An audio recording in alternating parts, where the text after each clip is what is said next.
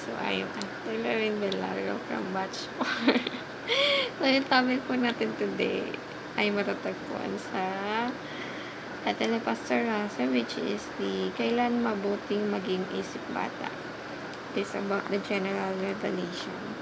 So, yung scripture po ni ibinahagi ni Pastor Russell today ay matatagpuan sa Psalm 19 verse 1. So, first, let's read the concept of general revelation. General revelation is the knowledge of God that is available to all people through creation and conscience. It tells us that God exists, that He is powerful and moral. So, ito po binabahagi dito na ang Panginoong Diyos po ay talagang naninirahan kung nasaan tayo at talagang nag-exist siya kahit saan man tayo pumunta. And to know you guys that He is a powerful and immoral person na talagang namumuhay siya sa buhay natin. And however, it is not enough to save. Only the gospel of Jesus Christ brings salvations. Still, general revelation makes everyone accountable to acknowledge God. Sa madaling salita po, palagi sa ating pinapaunawa na ang bawat actions po natin ay merong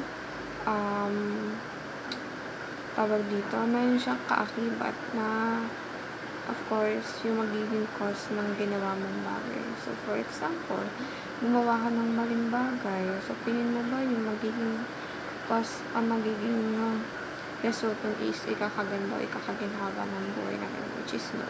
At, of course, it is also one of the reason kung bakit magkakaroon ng hindrance between you and God and your relationship with Him.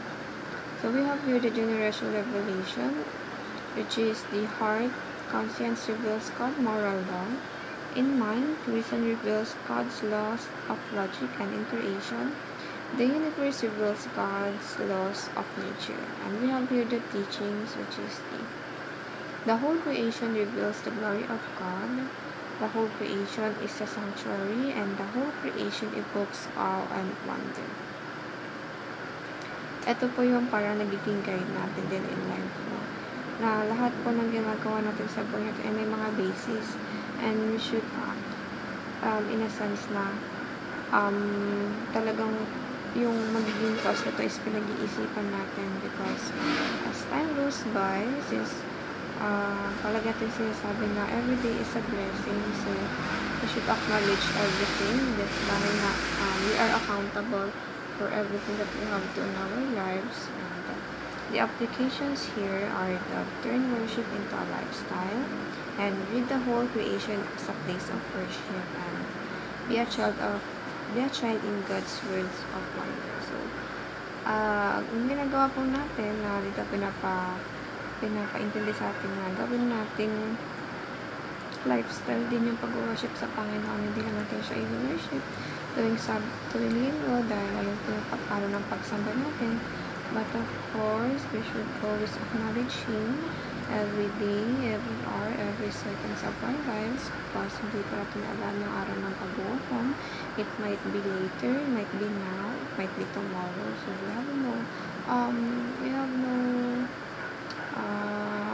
ideal date, because only the God knows the date of pagbubuhay. So, thank you for listening, and have a great Tuesday ahead for tomorrow.